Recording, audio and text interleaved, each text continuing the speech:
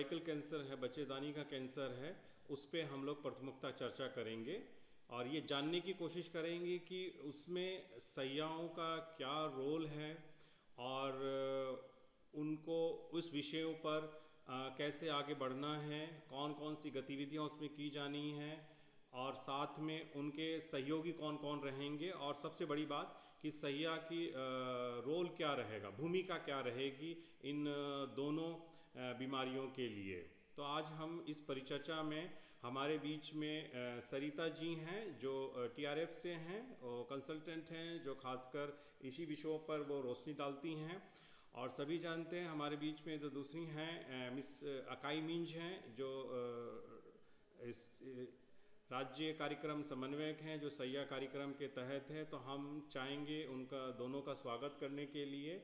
और सबसे पहले हम चाहेंगे कि क्योंकि ये कार्यक्रम को बहुत ही अच्छे तरीके से सोच समझ के ये चर्चा में लाया गया है और ये हमारे बीच में अकाई मिंज हैं जो इस परिकल्पना को देख रही हैं कि स्वास्थ्य में अगर महिलाओं की भागीदारी बहुत महत्वपूर्ण हो जा रही है, अगर वो स्वस्थ हैं तो समाज स्वस्थ है।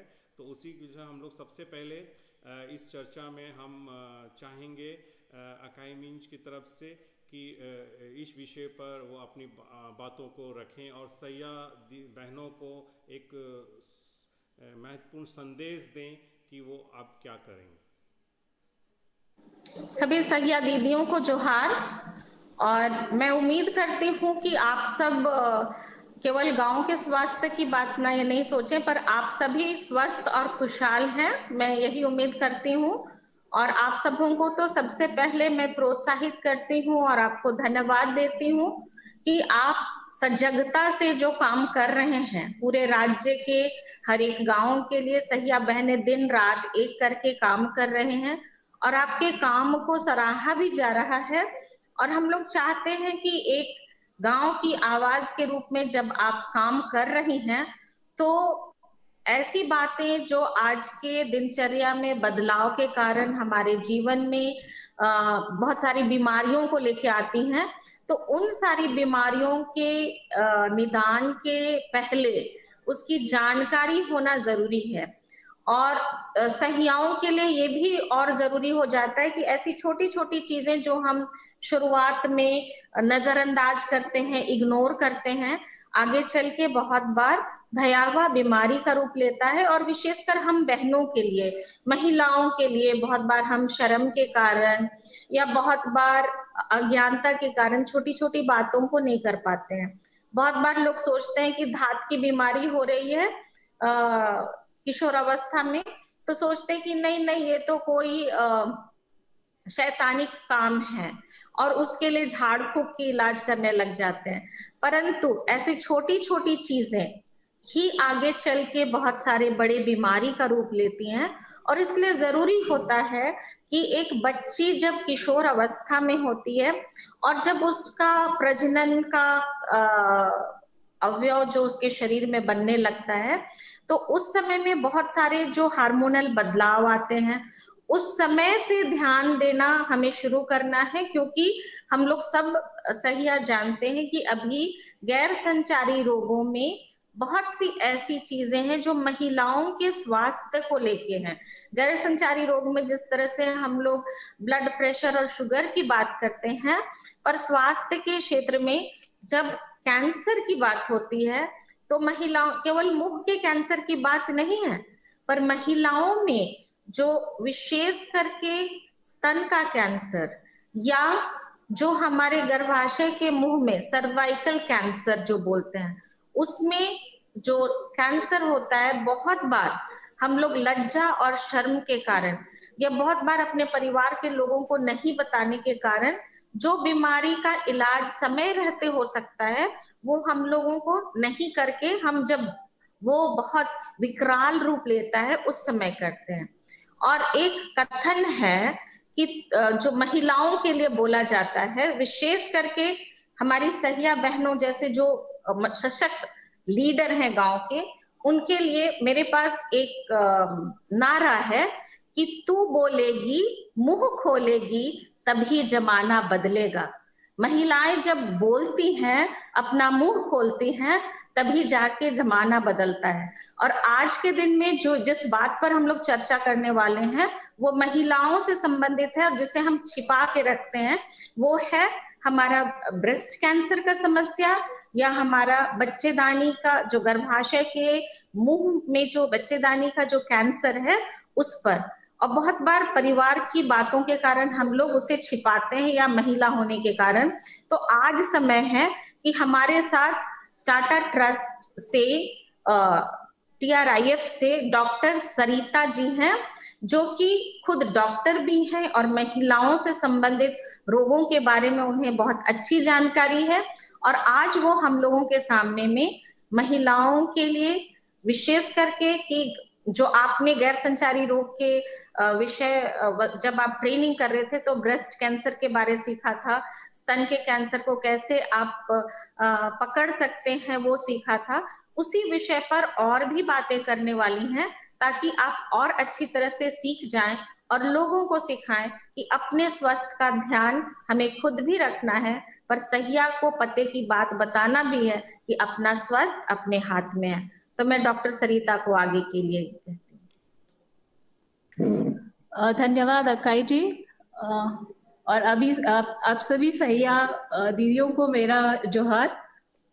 जैसा कि अभी अक्काई जी आप लोगों से बात कर रही थी गैर संचारी रोगों के बारे में, तो उन्होंने बहुत ही अच्छे तरीके से आप लोगों के बहुत कम शब्दों में इतने अच्छे से बताया कि कैसे जरूरी है महिलाओं को इन दो कैंसरों, खासतौर पर जो स्तन कैंसर है और गर्भाशय स्तन का कैंसर और बच्चेदानी के मुंह का कैंसर या गर्भाशय ग्रीवा का कैंसर, इसके साथ में गैर संचारी रोगों में हमारे हृदय संबंधी रोग भी है और पक्षाघात या लकवा के भी शामिल है।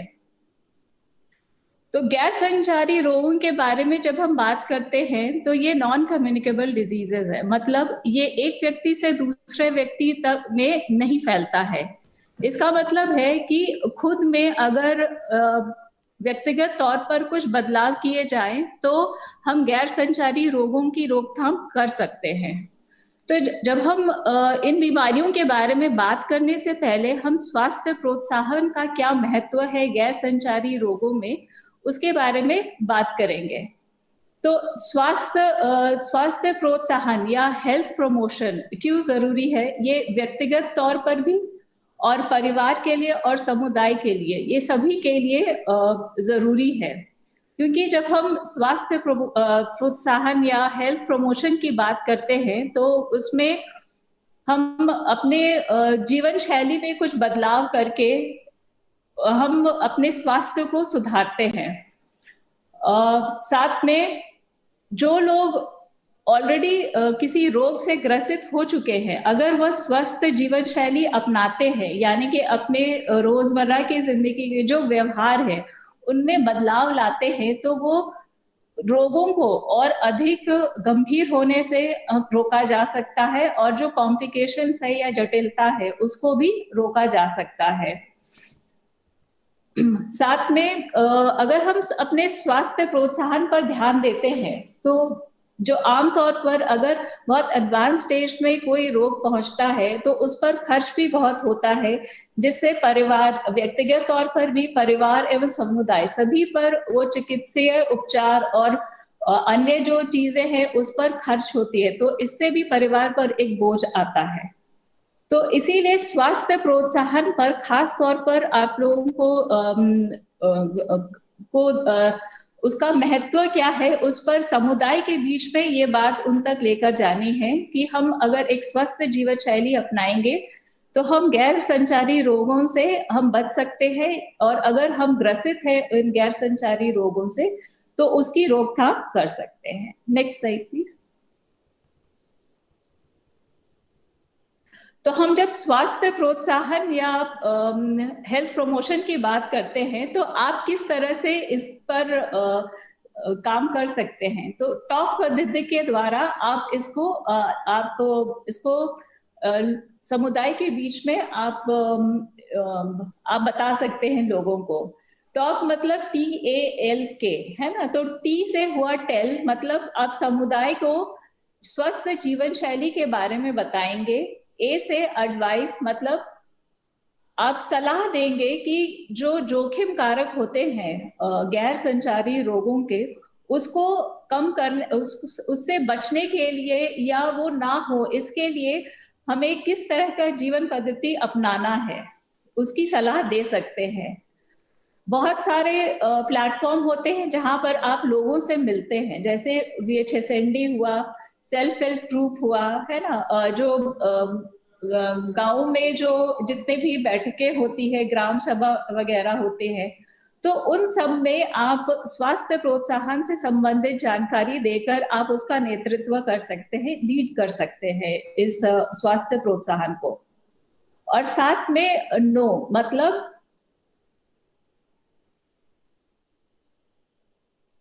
और ज्यादा जानकारी, खुद भी जानकारी रखना है कि हम किस तरह से स्वास्थ्य प्रोत्साहन को बढ़ावा देंगे, और वही जानकारी जो आपके पास है वही आप समुदाय के साथ शेयर कर सकते हैं, उनके साथ साझा कर सकते हैं। Next please.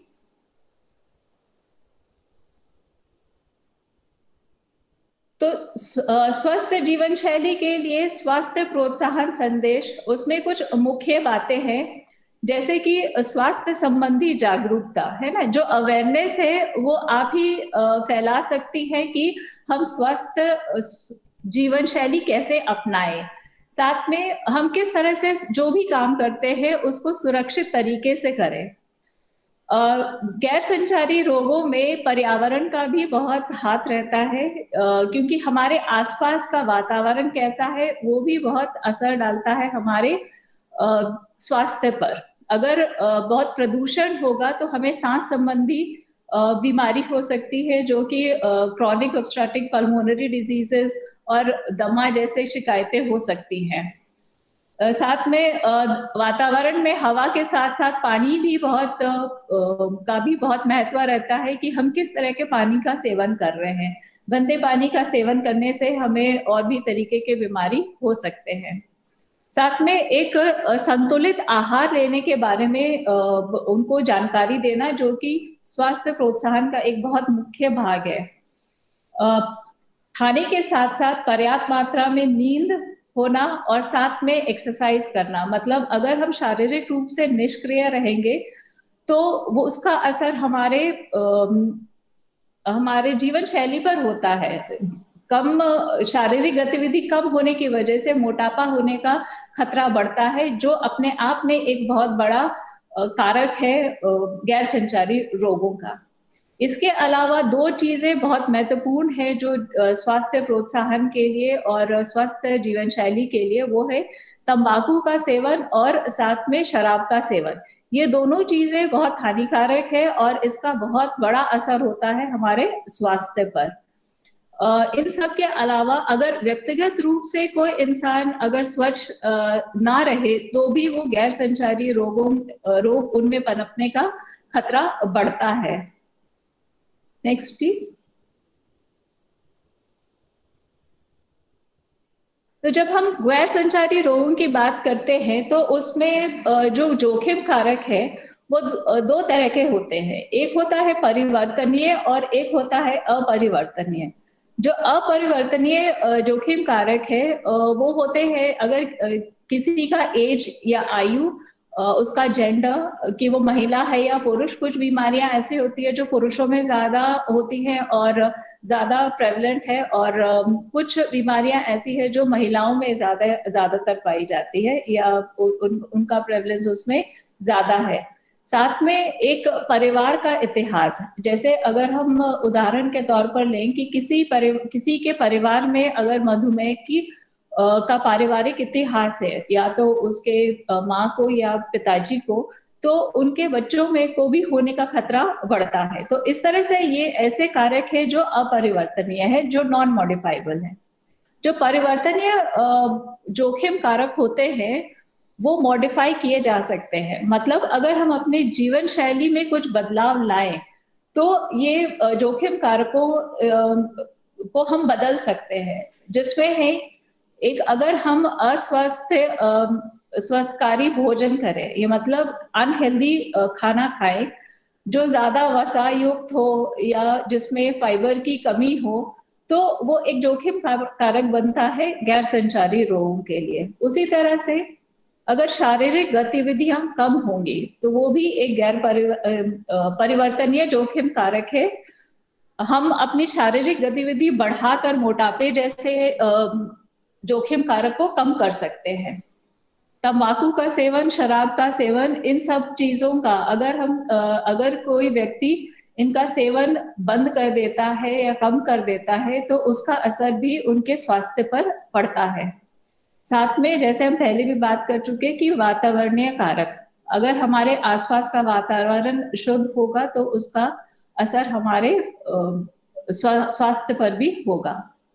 तो ये सब कारक जो जोखिम कारक है, उन सब का असर क्या होता है कि इनसे हमारे शरीर में क्या क्या परिवर्तन होते हैं या क्या असर होता है। तो उच्च रक्तचाप की शिकायतें होती है शरीर में, और मुख्य तौर पर जो शारीरिक गतिविधियां कम होती है उन उन सब कारणों से, है ना, जिसमें मोटापा एक कारण बनता है। तो उच्च रक्तचाप होने की संभावना बढ़ती है। साथ में जो शरीर में रक्त में जो शक्कर की मात्रा है वो बढ़ती है। साथ में जो लिपिड्स है या वसा की मात्रा भी बढ़ती है, और इन सब में अत्यधिक वजन एक कारक होता है। इन सब कारणों से जो परिणाम होता है वो कि किसी भी इंसान में, किसी भी व्यक्ति में इन सब चीजों के होने से हृदय संबंधी रोग बढ़ते हैं, लकवा होने की संभावना बढ़ती है। साथ में अगर उच्च रक्त शर्करा की शिकायत होगी तो मधुमेह होने का खतरा भी बढ़ता है। और अपने जो और भी कारण है, उनसे कैंसर होने का खतरा बढ़ता है। जैसे तंबाकू का सेवन एक ऐसा चीज है जो बहुत सारी बीमारियों में उसका असर होता है, खासतौर पर कैंसर में मुख के कैंसर का, ओरल कैंसर में तो उसका प्रभाव होता ही है। साथ में जिसकी बात हम आज करेंगे, गर्भाशय ग्रीवा या बच्चेदानी के मुख का कैंसर, उसमें भी उसका प्रभाव होता है। साथ में वातावरणीय कारकों के कारण सांस संबंधी दीर्घकालिक रोग होता है, जैसे दमा या सांस लेने में तकलीफ, और तंबाकू के सेवन से दांतों की बीमारियां भी होने का खतरा बढ़ता है। Next please.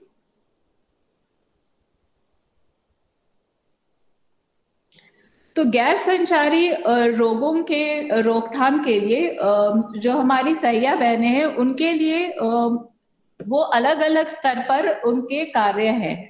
जैसे वो एक है समुदाय के स्तर पर वो क्या कर सकती हैं। तो आप लोग गांव के नजदीक है, गांव में काम करते हैं, तो आपका प्रमुख कार्य ये रहेगा कि आप अपने जो आपका कार्य क्षेत्र है उनकी उसकी आबादी को उसका आकलन करना है ना, प्रारंभिक जांच के लिए। हम जब गैर संचारी रोग की बात करते हैं तो हमारा फोकस है उनका प्रारंभिक जांच या स्क्रीनिंग पर, है ना। जब हम स्क्रीनिंग पर ध्यान देंगे तभी हमें पता चलेगा कि कितने लोग उस खतरे या उस बीमारी के होने की संभावना उनमें है, ताकि और उनकी पहचान कर पाएंगे तभी हम उनका इलाज भी करवा पाएंगे। इसीलिए सबसे पहले तो जो लक्षित आबादी है उसको चिन्हित करना है। ये हम समुदाय स्तर पर जब आप नियमित रूप से जो परिवार का भ्रमण करते हैं, परिवारों में जाते हैं, तब आपको चिन्हित करना है कि उस परिवार में 30 वर्ष या उससे ऊपर के कितने लोग हैं। क्योंकि अभी गैर संचारी रोग महिला एवं पुरुष दोनों में होता है, इसीलिए सबसे पहले तो ये आपको तय करना है कि परिवार में कितने लोग 30 वर्ष या उससे ऊपर के हैं, और उसी के आधार पर आपको जो फैमिली फोल्डर है या परिवार का जो कार्ड है वो भरना है। ये तो होगा जो घरों में जाकर के आप करेंगे। उसके अलावा आपको सीबैक फॉर्म भरना है, जो कि है कम्युनिटी बेस्ड असेसमेंट चेकलिस्ट। तो कम्युनिटी बेस्ड असेसमेंट चेकलिस्ट भरने के लिए ये सभी उन सभी लोगों का भरना है जो 30 वर्ष या उससे अधिक आयु के हैं। आपको व्यक्तिगत स्वास्थ्य कार्ड तैयार करना है और इसके लिए कुछ आपको जानकारी भी लेनी है, कुछ पूछकर उनसे जानकारी इकट्ठा करना है और कुछ करके। जैसे उनको जब परिवार में जाते हैं और जो 30 वर्ष या उसके ऊपर के लोग हैं, उनसे आप उनका कुछ इतिहास जानेंगे, कुछ जोखिम कारकों के बारे में आप उनसे पूछताछ करेंगे और उसी के आधार पर आप उनको सीबैक फॉर्म में भरेंगे तो आपको स्कोर पता चलेगा और उसी के आधार पर आप जांच के लिए उनको प्राथमिकता देंगे कि किन लोगों को प्राथमिकता से जांच करनी होनी चाहिए। और जैसे हम लोग पहले बात कर चुके हैं, मोटापा एक बहुत बड़ा जोखिम कारक है जिसके वजह से बहुत सारी बीमारियां होने की संभावना होती है। इसीलिए जो कमर के घेरे का माप लेना है वो भी आप इस दौरान करेंगे और सेंटीमीटर्स में वो नाप लेना है। जब आप कमर के घेरे का नाप लेते हैं तो जो नाभि है उसी के चारों तरफ वो टेप से आप मेजर करके वो नाप लिखेंगे सेंटीमीटर्स में।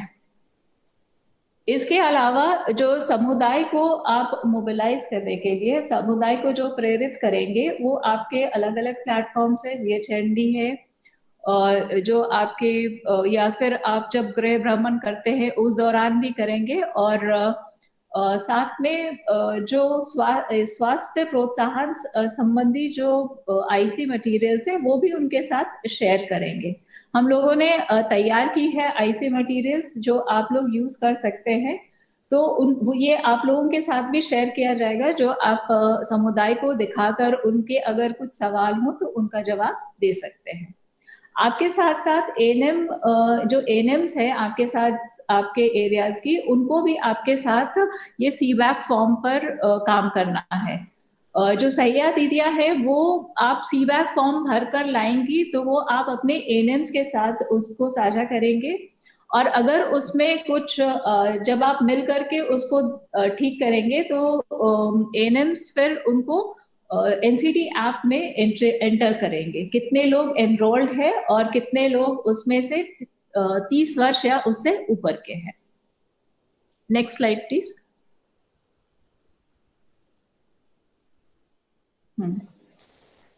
तो ये था कुछ समुदाय के स्तर पर। उसके अलावा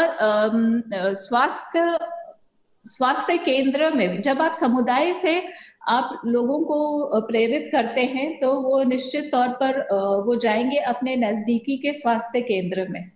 तो हमारा सबसे पहले हेल्थ सब सेंटर्स या हेल्थ एंड वेलनेस सेंटर्स है जहां पर ये स्क्रीनिंग सबसे शुरू में किया जा सकता है। ये क्योंकि ये जो गैर संचारी रोगों का जो इनिशियल स्क्रीनिंग है वो हमारे सबसे नजदीकी स्वास्थ्य केंद्र हेल्थ सब सेंटर्स या हेल्थ एंड वेलनेस सेंटर्स में भी किया जा सकता है।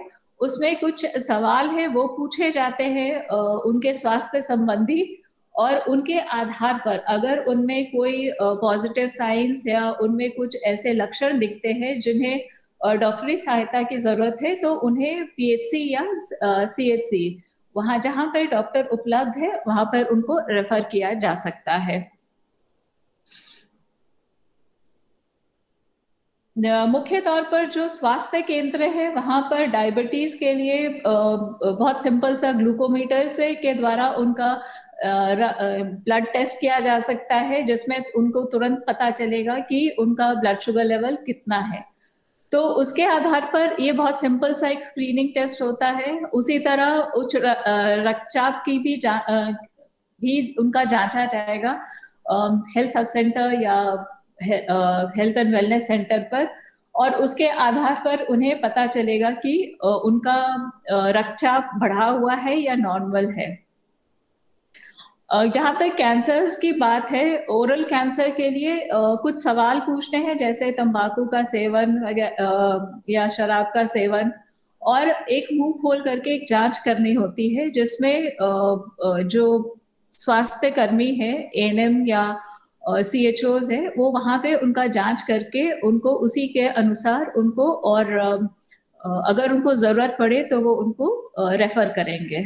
उसी तरह से स्तन के कैंसर के लिए स्तन का जांच जो है जो क्लिनिकल ब्रेस्ट एग्जामिनेशन अगर कोई स्वास्थ्य कर्मी, एएनएम या सीएचओ या डॉक्टर अगर किसी महिला के स्तन की जांच करते हैं तो वो क्लिनिकल ब्रेस्ट एग्जामिनेशन कहलाता है। तो अगर उसकी जांच वहां वो करते हैं और उन्हें किसी भी तरह का कोई लक्षण दिखाई देता है तो, जिसकी उनको और आगे उनको जरूरत पड़ेगी और चिकित्सा सलाह की या इलाज की, तो उनको उसी तरह से रेफर किया जाएगा। Next slide.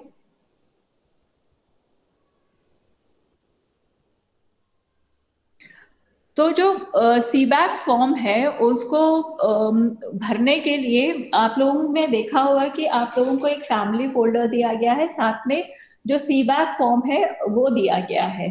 तो सीबैक फॉर्म में कुछ लक्षण और कुछ ऐसे कारकों के इतिहास से संबंधित आपको जानकारी लेना है जो उसमें तैयार की हुई है, और उसी के आधार पर आप उनको चिन्हित करेंगे और प्राथमिकता देंगे। उसमें मुख्य तौर पर जैसे हम शुरू से बात करते आ रहे हैं कि जो व्यक्तिगत उनका जो लाइफस्टाइल है या जीवन शैली के बारे में कुछ जानकारी होती है, जैसे तंबाकू का सेवन, शराब का सेवन, शारीरिक गतिविधि, इन सब चीजों के बारे में उस सीबैक फॉर्म में वो जानकारी इकट्ठा करना है। और ये 30 वर्ष या उससे ऊपर के सभी महिलाओं और पुरुषों के लिए है। और ये आपके मुख्य तौर पर ये सहिया दीदियों की जिम्मेवारी है कि वो ये सीबैक फॉर्म भरे और ले जा करके अपने एएनएम्स के साथ इसको शेयर करें। नेक्स्ट, इसमें एक चीज ध्यान रखने वाली है कि जब आप सीबैक फॉर्म भरते हैं तो जिनका उसमें स्कोरिंग दिया हुआ है, हर जो आप लोगों को जो चीजें पूछनी है उसमें आपको एक गोला लगाते जाना है और उनके आधार पर आपको स्कोर लिखना है। तो जिनका स्कोर 4 या उससे ऊपर है तो उनको प्राथमिकता देनी है जांच कराने के लिए। तो एक है ये फैमिली फोल्डर जिसमें परिवार के बारे में जानकारी इकट्ठा करना है। तो इसमें मुख्य तौर पे परिवार संबंधी जानकारी देनी है, जिसमें परिवार के मुखिया का नाम और परिवार की सुविधाओं की जानकारी उसमें आप इकट्ठा करेंगे। इसमें जैसे हम लोग पहले बात कर चुके हैं कि वातावरण का भी बहुत बड़ा असर रहता है गैर संचारी रोगों में। तो इसीलिए कुछ चीजें हैं जो उस परिवार के व्यक्तिगत मामलों के बारे में आपको जानकारी लेनी है, जैसे घर किस तरह का है उनका, पक्का घर है, कच्चा घर है, मिट्टी का है, ईंट का है, कंक्रीट का है, और किस प्रकार का है, ये स्पष्ट करके आपको लिखना है। साथ में शौचालय की क्या स्थिति है ना, वो किस तरह का शौचालय इस्तेमाल कर रहे हैं, शौचालय है तो पानी की सुविधा है या नहीं, उसकी भी जानकारी लेनी है। साथ में जब शौचालय और पानी की सुविधा के बारे में जानकारी लेते हैं तो पीने के पानी की भी क्या व्यवस्था है उसके बारे में भी जानकारी लेनी है। साथ में बिजली की क्या व्यवस्था है उनके घर में, उसके बारे में आप जानकारी लेंगे। ऐसा ना हो कि घर में जो इलेक्ट्रिसिटी सप्लाई है वो ना हो और वे कुछ और माध्यम से उनके घर में रोशनी होती हो। तो बिजली में उनके यहाँ इलेक्ट्रिकल सप्लाई है या सोलर सप्लाई है या किस तरह का इस्तेमाल कर रहे हैं, वो उसके बारे में जानकारी लेंगे। साथ में उनके घर में कोई किसी भी तरह का वाहन है या नहीं, उसकी जानकारी। और मुख्य तौर पर एक बहुत जरूरी चीज है जिसकी जानकारी लेनी है, वो है खाना बनाने के लिए उपयोग करने वाले संसाधन के बारे में। क्योंकि अभी भी गाँवों में बहुत लोग या तो लकड़ी का प्रयोग करते हैं, लकड़ी या कोयले का। तो ये भी बहुत बड़ा एक फैक्टर है, कारक है गैर संचारी रोगों में सांस संबंधी ये के बारे में, सांस संबंधी रोगों के बारे में। और जब सारी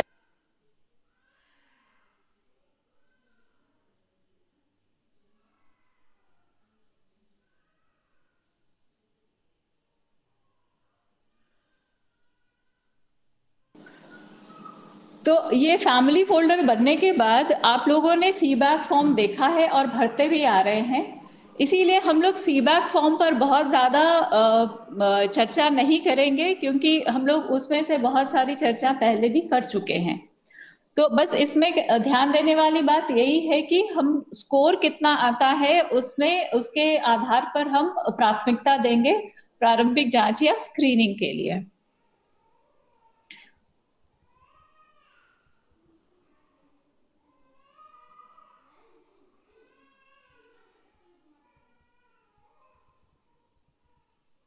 तो प्रारंभिक जांच या स्क्रीनिंग जो गैर संचारी रोगों से संबंधित है, वो हमारा लक्षित जनसंख्या जो है, या वो आप लोग सब अब तक सबको पता हो गया होगा कि ये 30 वर्ष या उससे ऊपर के जितने भी महिला एवं पुरुष है उनके लिए है। और आज क्योंकि हम और जैसे मधुमेह या उच्च रक्तचाप और मुंह के कैंसर के लिए महिला एवं पुरुष दोनों की जांच होनी है।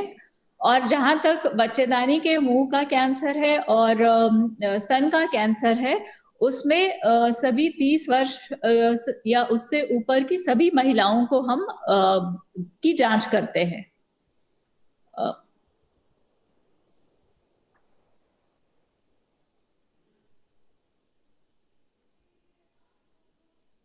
एक अपने एएनएम्स और सीएचओस के साथ मिलकर के एक काम जो करना है वो है कि अपने जो हेल्थ सब सेंटर है या हेल्थ वेलनेस सेंटर है, उस दिन एक ऐसे हर दिन आप वहां पे जांच होती है, ओपीडीज होते हैं, पर एक दिन निश्चित करना है जिस दिन आप सिर्फ गैर संचारी रोगों का जांच दिवस हो। और ये समुदाय तक पहुंचाना आपकी जिम्मेवारी होती है कि जो फिक्स डे क्लिनिक होगा, एनसीडी क्लिनिक डे, वो आप उन समुदाय तक पहुंचाएं कि वो उस दिन आ करके आप वहां पर अपना जांच कराएंगे। ठीक है, नेक्स्ट स्लाइड प्लीज। तो आप अपने एएनएम्स जो स्वास्थ्य कर्मी है, एएनएम्स और सीएचओस, उनके साथ मिल करके एक दिन सप्ताह में एक दिन फिक्स करें एनसीडी क्लिनिक डे के लिए, जिस दिन बाकी दिन तो ओपीडी होते ही है, साथ में उस दिन मुख्य तौर पर गैर संचारी रोगों के का की जांच हो। तो जो स्क्रीनिंग का जो लाभार्थी की जो आयु है वो 30 से 65 वर्ष की है ना, सभी गैर संचारी रोगों के लिए। उसमें बस एक ध्यान देने वाली बात यह है कि उच्च रक्तचाप और मधुमेह के लिए वर्ष में एक बार प्रारंभिक जांच या स्क्रीनिंग होने की आवश्यकता है। और जो 3 सामान्य कैंसर है, स्तन का कैंसर, मुख का कैंसर और बच्चेदानी का मुख का कैंसर, ये 5 वर्षों में एक बार होना है। तो इसमें एक चीज ध्यान देंगे कि 5 वर्षों में एक बार तो करना है, पर और अगर कोई नेगेटिव पाए जाते हैं स्क्रीनिंग के दौरान, तो उनसे ये भी कहना है कि अगर उनको इन अगले 5 वर्ष तक में अगर कभी भी उनमें कोई लक्षण आते हैं, जो हम लोग बाद में चर्चा करेंगे, तो वो जरूर बीच में भी आकर अपनी जांच करा सकते हैं। और ये बहुत जगहों पर ये हेल्थ एंड वेलनेस सेंटर के स्तर पर भी उपलब्ध है इन सब चीजों का जांच। इसीलिए वहां पर जाकर के समुदाय को प्रेरित करें कि वे अपनी जांच, प्रारंभिक जांच, स्क्रीनिंग जरूर करवाएं। Next slide please.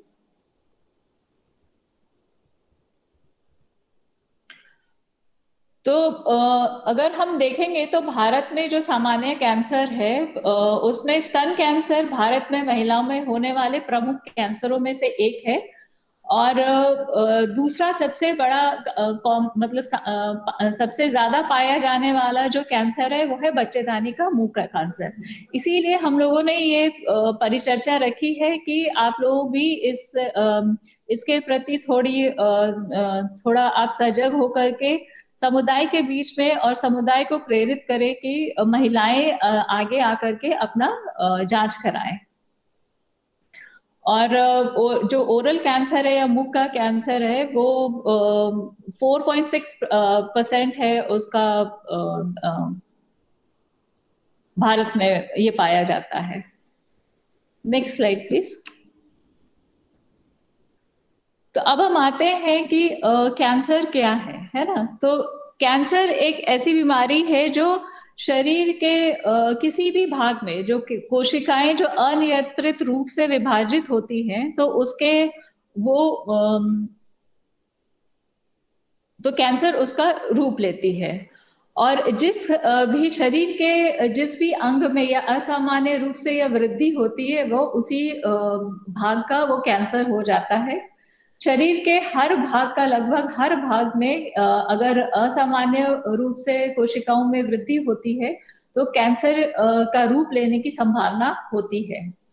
और जब यही कैंसर शरीर के रक्त के माध्यम से एक हिस्से से दूसरे हिस्से में फैलता है, जिसे हम मेटास्टेसिस भी कहते हैं, तो ये और भी विकराल रूप ले लेता है। और उसमें फिर लोगों की परेशानी या कष्ट और भी बढ़ता जाता है। Next slide please. तो जब हम बच्चेदानी के मुंह के कैंसर की बात करते हैं, इसे आमतौर पर सर्वाइकल कैंसर के नाम से भी जाना जाता है। तो अगर आप लोगों की, क्योंकि पहले भी गैर संचारी रोगों का ट्रेनिंग हो चुका है, तो जो महिला के जो बच्चेदानी, यूट्रस का जो प्रजनन प्रणाली है, जो गर्भाशय का सबसे निचला हिस्सा होता है, वही वही गर्भाशय ग्रीवा या बच्चेदानी का मुंह होता है। और उसी में अगर कोशिकाएं असाधारण या असामान्य रूप से वृद्धि होती है, तो वो सर्वाइकल कैंसर का रूप लेती है।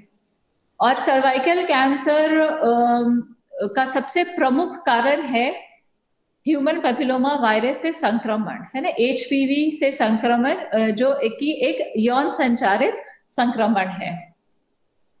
जब ऐसे आमतौर पर जितने भी लोग यौन जो सेक्सुअली एक्टिव है, उनमें कभी ना कभी एचपीवी इन्फेक्शन होने की संभावना रहती है।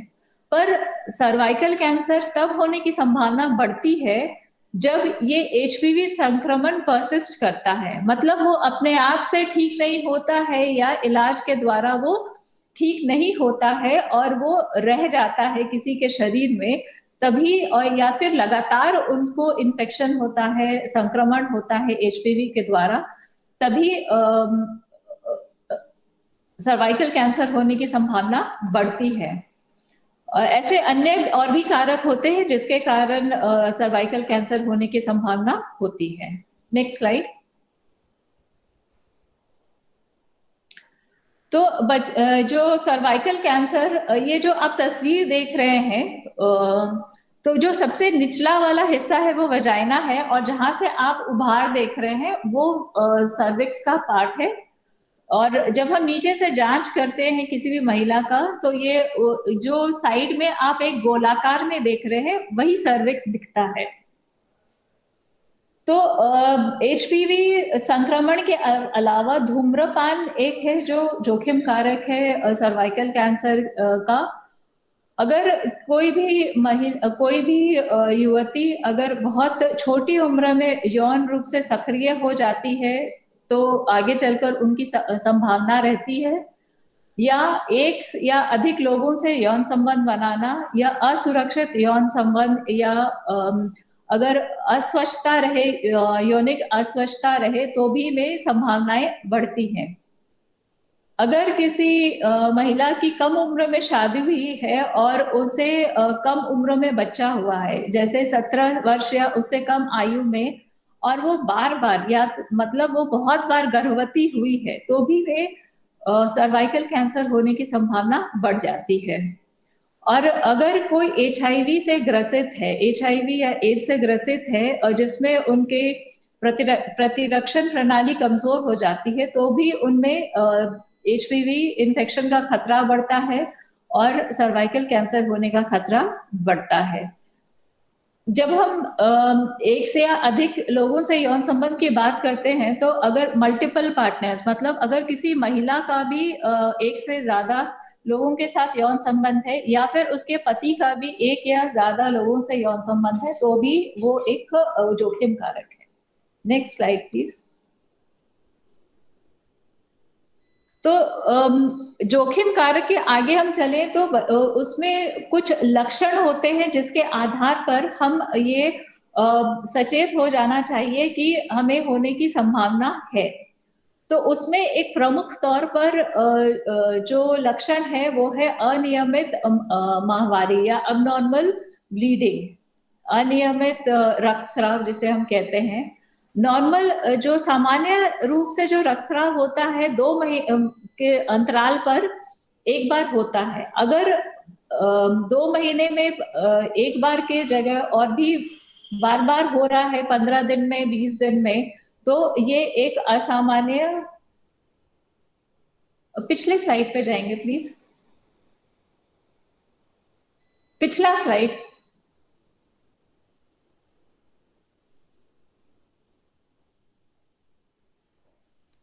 या फिर कोई महिला अगर उसको रजोनिवृत्ति हो गई है उसके बाद उसको अगर रक्तस्राव हो रहा है या संभोग के बाद रक्तस्राव हो रहा है या दर्द हो रहा है या बदबूदार योनि स्राव हो रहा है, तो ये सब लक्षण है सर्वाइकल कैंसर होने के। और बहुत बार क्या होता है कि शुरुआती दौर में लोग बहुत ध्यान नहीं देते हैं, महिलाएं ध्यान नहीं देती हैं, तो एडवांस स्टेज में जाकर के पीठ में बहुत दर्द रह सकता है या पेट के निचले हिस्से में दर्द हो सकता है, अत्यधिक रूप से थकान हो सकती है और बिना किसी कारण के भी वजन कम हो सकता है, साथ में पैरों में दर्द और पेशाब करने में भी तकलीफ हो सकती है। तो अगर इनमें से कोई भी लक्षण दिखे किसी महिला को या किसी महिला से आपकी भेंट होती है और वो इन सब लक्षणों के बारे में बताए, तो उन्हें जरूर सलाह दें कि वो जाकर के अपनी जांच कराएं। Next please. तो बच्चेदानी का मुख का कैंसर का जो प्रारंभिक जांच है वो बहुत ही महत्वपूर्ण है, क्योंकि ये सर्वाइकल कैंसर एक ऐसा कैंसर है जो प्रिवेंटेबल है, मतलब जिसे रोका जा सकता है। और कैसे रोका जा सकता है? अगर हम शुरुआती दौर में ही अगर हम प्रारंभिक जांच या स्क्रीनिंग पर ध्यान दें तो, है ना। अगर हम शुरुआती दौर में ही हम स्क्रीनिंग अगर हम 30 साल की उम्र से ही शुरू करते हैं, तो हर 5 साल में हम रिपीट कराते जाएं स्क्रीनिंग, तो हमें प्रारंभिक दौर में ही इसका पता चल सकता है। ये बहुत ही एक छोटा सा जांच होता है जो कि हेल्थ सब सेंटर के स्तर पर भी किया जा सकता है, जो कि VIA जिसे कहते हैं, visual inspection using acetic acid. तो ये एकदम दर्द रहित होता है और इसका रिजल्ट भी तुरंत पता चलता है। इस वजह से हम ये बहुत प्रचलित है कि हेल्थ सब सेंटर के स्तर पर ये जांच की जाए। और इसको कोई भी प्रशिक्षित स्वास्थ्य प्रदाता दे सकते हैं, जैसे नर्सिंग स्टाफ जो ANMs है या CHOs है, और साथ में चिकित्सक भी इस पद्धति से ये जांच करते हैं। बस इसके लिए एक प्राइवेसी होने के लिए की जरूरत है। तो जो प्रारंभिक जांच होती है उसके लिए एक अलग से कमरे की व्यवस्था होनी चाहिए और साथ में गोपनीयता रखने के लिए ये इंश्योर कर लें कि वहाँ कर्टन्स अवेलेबल है, क्योंकि जो भी महिला है उसको हम ऐसे बिना गोपनीयता के जांच नहीं कर सकते हैं। तो उसी के आधार पर जैसे एक दिन में तकरीबन 30 महिलाओं की जांच की जा सकती है, इसीलिए आप जो समुदाय में लोगों को मोबिलाइज करेंगे, प्रेरित करेंगे, तो उसी हिसाब से आप अस्पताल में जाने के लिए प्रेरित करें। और अगर जांच के क्रम में किसी भी तरह का प्रारंभिक जांच के क्रम में अगर किसी भी तरह का चिन्ह मिलता है पॉजिटिव, अगर कुछ या सस्पेक्टेड केस कोई मिलता है, तो उसे और आगे की जांच के लिए जहाँ पे प्रशिक्षित गायनेकोलॉजिस्ट हो, चिकित्सक हो, महिला चिकित्सक, वहां पे भेजा जा सकता है, जैसे कि CHC या फिर जिला अस्पताल में रेफर करना है उनको। अब आते हैं हम स्तन कैंसर के जांच के बारे में। तो स्तन कैंसर जैसे आप लोगों को पता है कि ये सिर्फ महिलाओं में ही नहीं पुरुषों में भी हो सकता है, पर ये मुख्य तौर पर महिलाओं को प्रभावित करता है, इसीलिए हम लोग महिलाओं पर ज्यादा केंद्रित हैं। तो इसके भी जोखिम कारक पर एक हम लोग नजर डालते हैं कि अगर किसी महिला का की पहली माहवारी बहुत छोटी उम्र में शुरू हुई है, मतलब 12 वर्ष के उम्र से भी पहले, तो ये एक जोखिम कारक है। या फिर बहुत ज्यादा उम्र में उनकी माहवारी बंद हुई है, या पहला बच्चा बहुत अधिक उम्र में हुआ है, शराब या तंबाकू का सेवन करते हो, या बहुत ओवरवेट या मोटापे के शिकार हो, और जिनमें शारीरिक गतिविधि कम हो रही हो। और ऐसी महिलाएं जो जो अपने बच्चे को अपना दूध कम समय के लिए जिन लोगों ने पिलाया हो या बिल्कुल भी नहीं पिलाया हो, उनमें स्तन कैंसर होने का जोखिम और बढ़ जाता है। और साथ में ये स्तन कैंसर एक ऐसा कैंसर है जिसमें पारिवारिक इतिहास हो तो भी उससे सतर्क होना चाहिए कि इससे परिवार में ये आगे बढ़ने की संभावना बढ़ती है। Next slide. तो स्तन कैंसर के भी कुछ लक्षण होते हैं जो स्वयं परीक्षण से भी वो पता चल सकते हैं, जैसे कि स्तन के आकार में बदलाव। अगर दोनों स्तनों को देखा जाए तो किसी में एक में या दोनों में आकार में बदलाव है। साथ में निपल की स्थिति या आकार में अगर कोई बदलाव है, या उसके निपल के आसपास लाल चकत्ते हो गए हो, या खुजली हो रही हो, या रैशेस हो, तो वो एक चिन्ह की तरह आते हैं। और स्तनों से स्राव, एक या दोनों स्तनों से अगर स्राव किसी भी तरह का, या तो वो सीरस डिस्चार्ज हो या फिर रक्त का स्राव हो, है ना, तो वो अगर ये लक्षण पाए जाते हैं तो उन्हें तुरंत चिकित्सीय सलाह या आकर के अपनी जांच करानी चाहिए। आप लोगों ने देखा होगा कि नारंगी, सब लोगों ने देखा है कि उसके नारंगी में ऐसे छोटे छोटे दाने जैसा होता है, गड्ढा गड्ढा रहता है, उसका जो छिलका होता है उसमें। अगर स्तनों की त्वचा पर भी अगर उस तरह का कुछ बदलाव दिखता है, गड्ढा गड्ढा दिखता है, तो वो भी एक लक्षण है जब सलाह लेना जरूरी है या जांच कराना जरूरी है। साथ में अगर छू कर देखने पर स्तनों में कोई गांठ मिलती है, या स्तन में, या फिर स्तन से अगर कांख तक जाए, कांख के नीचे, तो वहां पे अगर कोई गांठ मिलती है या दर्द होता है तो भी अपनी जांच जरूर करानी चाहिए। तो जो स्तन के नेक्स्ट स्लाइड प्लीज। जो स्तन के कैंसर की प्रारंभिक जांच या स्क्रीनिंग है वो भी 30 वर्ष या उससे अधिक की सभी महिलाओं को 5 वर्ष में कम से कम एक बार जरूर करवानी चाहिए। और जैसे हम पहले भी बात कर चुके हैं कि जो स्तन की जांच होती है वो सेल्फ ब्रेस्ट एग्जामिनेशन या स्वयं जांच से भी होता है, और एक होता है क्लिनिकल ब्रेस्ट एग्जामिनेशन जो कोई स्वास्थ्य प्रदाता वो करते हैं। तो हर महीने जो महिला है वो स्वयं अपनी जांच कर सकती है, और अगर उनको कोई तकलीफ या कोई लक्षण दिखते हैं तो वो जा करके स्वास्थ्य केंद्र में जा करके अपने जांच करा सकती है। तो इसके भी अलग अलग चरण है स्तन के कैंसर की, स्तन की जांच करने के लिए। Next slide please. तो जो स्वयं जांच जो करनी है, ये जांच जो महिला है वो सबसे अच्छा समय होता है कि माहवारी शुरू होने के दिन से 7वें से 10वें दिन के बीच में किया जाए, तब वो ज्यादा अच्छे से पता चल सकता है अगर स्तनों में कोई बदलाव आया हो तो। और अगर किसी महिला की माहवारी समाप्त हो चुकी है, वो रजोनिवृत्त हो चुकी है, तो वो महीने में कोई एक दिन निश्चित कर ले जिस दिन वो स्वयं जांच कर सकती है। और अगर कोई महिला कोई टैबलेट, हार्मोनल टैबलेट ले रही है तो वो रक्तस्राव होने के 1 से 2 दिन के बाद कर सकती है।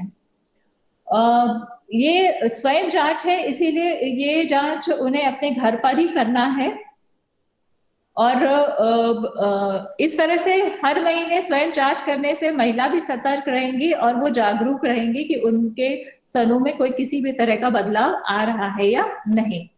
तो स्तनों की जांच भी अलग अलग चरणों में है। एक है कि एक आईने के सामने खड़े होकर के अपने दोनों हाथ बाजू में रख करके खड़े होकर देखना कि कोई तरह का बदलाव आया है कि नहीं, स्तनों के आकार में, शेप एंड साइज में, निप्पल से कोई उसमें कोई बदलाव है या नहीं, किसी तरह का चकत्ते हैं कि नहीं, लाल रैशेज वगैरह, और जो त्वचा है उसमें किसी तरह का कोई बदलाव है कि नहीं।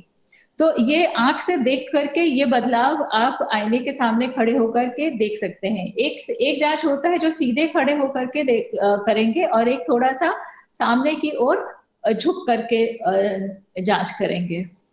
और उसके अलावा जो है वो अपने दोनों हाथ सर के ऊपर उठा करके, अगला स्लाइड प्लीज, उठा करके देखेंगे कि हाथ उठाने के बाद दोनों स्तनों में किसी तरह का कोई बदलाव आकार में या शेप साइज में या किसी तरह का स्राव तो नहीं है ना।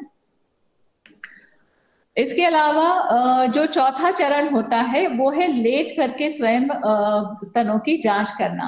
लेट करके बाएं हाथ से अपने दाएं स्तनों को जांच करना है और बाएं स्तन को दाएं हाथ से जांच करना है। महिला जिस तरह से लेटी हुई है और जिस तरह से अपना एक हाथ जिस तरह के स्तन को जांच कर रही है उसको अपने सिर के नीचे रखे हुए हैं, उसी तरह से रखकर करना है। और अपने हथेली से पाम ऑफ द हैंड से दबा करके स्तनों को चारों तरफ घुमाकर देखना है कि किसी तरह का कोई गांठ या कोई कुछ उभार तो नहीं है जो वो अपने हाथ से फील कर सके। दबा कर देखना है चारों ओर, और साथ में निप्पल को भी दबा कर देखना है कि उसमें कोई किसी तरह का स्राव तो नहीं हो रहा है। तो ये दो तरीके हैं, एक खड़े हो करके और एक लेट करके अपने स्तनों की स्वयं जांच करने का। और जब जांच करते हैं तो कांख तक भी जा करके अपने दबा कर देखना है कि उधर कोई किसी तरह का ग्रोथ या किसी तरह का गांठ तो नहीं है।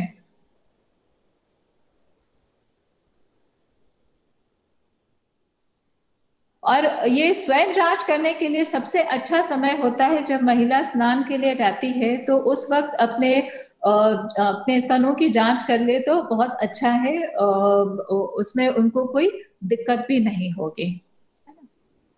तो इस तरह से हर महीने स्वयं जांच करके और 5 साल में एक बार कम से कम अस्पताल जा करके वो जांच कराना जरूरी है।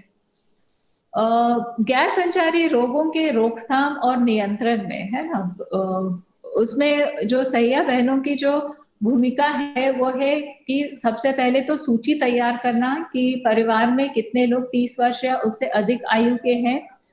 सीबैक फॉर्म भरना, जो community based assessment checklist form है वो भरना।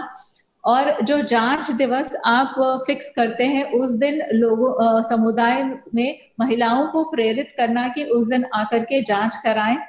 और साथ साथ स्वास्थ्य प्रोत्साहन के लिए भी समुदाय को प्रेरित करना, खास तौर पर महिलाओं को। और उनको प्रेरित करने के साथ साथ महिलाओं को आप सुनिश्चित करें कि वो आकर के अपनी जांच अस्पतालों में या स्वास्थ्य केंद्रों में जरूर कराएं, क्योंकि महिलाएं बहुत संकोची होती हैं जहां तक कि उनके जो प्राइवेट एग्जामिनेशन की बात होती है, क्योंकि ये स्तन की जांच और गर्भाशय ग्रीवा के कैंसर की जांच ऐसी चीजें हैं जो उनमें लोगों को बहुत शर्मिंदगी भी महसूस होती है। और साथ साथ क्योंकि ये बहुत लोग नहीं चाहते हैं कि ये लोगों के साथ, ये किसी के साथ भी इन सब चीजों को शेयर करें, इसीलिए उनमें थोड़ी जागरूकता के लिए आप लोग थोड़ी पहल करें और उनको थोड़ा जागरूक करें ताकि वो आकर के ये स्वास्थ्य सुविधाओं को वो अपना सके। और नियमित इलाज और जीवन शैली में परिवर्तन, जो हम लोग तब से बात कर रहे हैं कि हम लोग जीवन शैली में अपने परिवर्तन ला करके हम लोग गैर संचारी रोगों की रोकथाम और उनके नियंत्रण में अपनी भागीदारी निभा सकते हैं। और जैसे अगर कोई एक बहुत ही महत्वपूर्ण चीज है कि जो परस्पर सहयोगी समूह तैयार करना, ये सारे गैर संचारी रोगों के लिए ये लागू होता है, क्योंकि इसमें मधुमेह, उच्च रक्तचाप और साथ में जो कैंसर्स है, तो अगर एक ही तरह के लोगों का एक जैसे लोगों के साथ बातचीत होगी तो उनमें एक अपनापन आएगा और वो अपने जो भी कष्ट है या जो भी वो एक दूसरे के साथ साझा करना चाहते हैं वो उनके लिए एक सहयोगी होगा, है ना। तो इतने सारे स्क्रीनिंग कैसे करना है और क्या लक्षण है, क्या जोखिम कारक है, इन सब चीजों की जो जानकारी अभी हम लोगों ने चर्चा की है, तो उसके आधार पर मैं ये उम्मीद करती हूँ कि आप लोग समुदाय के बीच में ये सब सारी बातें रखें, खास तौर पर महिलाओं के साथ में, और उनको प्रेरित करें कि आकर के अपनी प्रारंभिक जांच अवश्य कराएं। और इसी के साथ मैं अपनी बात समाप्त करती हूँ। धन्यवाद सरिता जी।